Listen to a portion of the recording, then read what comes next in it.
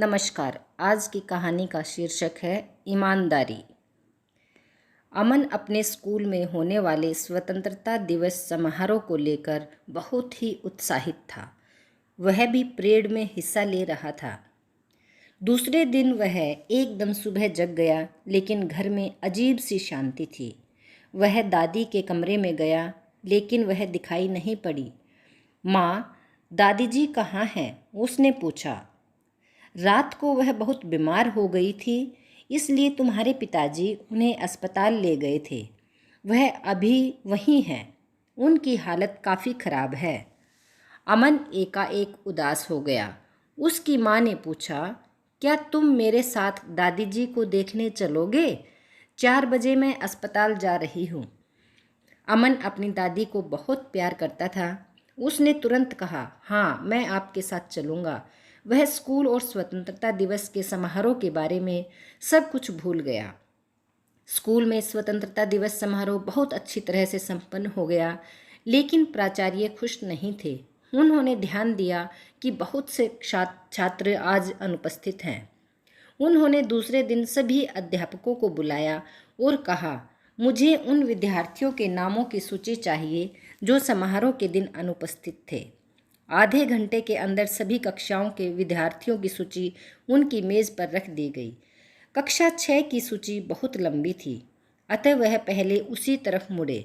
जैसे ही उन्होंने कक्षा 6 में कदम रखा, वहाँ चुप्पी सी छा गई। उन्होंने कठोरतापूर्वक कहा, मैंने परसों क्या कहा था आप लोगों को? यही कि हम सबको स्वतंत्रता दिवस समारोह में उपस्थित होना चाहिए। गोल मटोल उषा ने डरते हुए जवाब दिया। तब बहुत सारे बच्चे अनुपस्थित क्यों थे? प्राचार्य ने कहा। उन्होंने नामों की सूची हवा में लहलाते हुए कहा।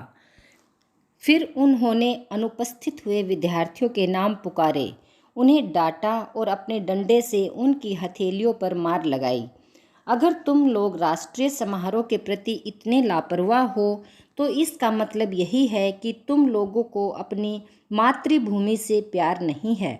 अगली बार अगर ऐसा हुआ तो मैं तुम सब के नाम स्कूल के रजिस्टर से काट दूंगा। इतना कहकर वह जाने के लिए मुड़े, तभी अमन आकर उनके सामने खड़ा हो गया। उन्होंने कहा, क्या बात है? अमन ने कहा, महोदय, मैं भी स्वतंत्रता दिवस समारोह में अनुपस्थित था। अमन भयभीत था, लेकिन अपनी बात पर दृढ़ था। पर आपने मेरा नाम नहीं पुकारा। कहते हुए अमन ने अपनी हथेलियां प्राचार्य महोदय के सामने ला दी। सारी कक्षा सांस रोककर उसे देख रही थी। प्राचार्य कई क्षणों तक उसे देखते रहे। उनका कठोर चेहरा नम हो गया और उनके स्वर में क्रोध भी गायब हो गया। तुम सजा के हकदार नहीं हो, क्योंकि तुम में सच्चाई कहने की हिम्मत है। मैं तुमसे कारण नहीं पूछूंगा, लेकिन तुम्हें वचन देना होगा कि अगली बार राष्ट्रीय समारोह को नहीं भूलोगे। अब तुम अपनी सीट पर जाओ और बैठ जाओ। अमन ने जो कुछ किया, इसकी उसे बहुत खुशी थी और उसे बहुत तसल्ली भी थी। तो ये थी आज की कहानी। धन्यवाद।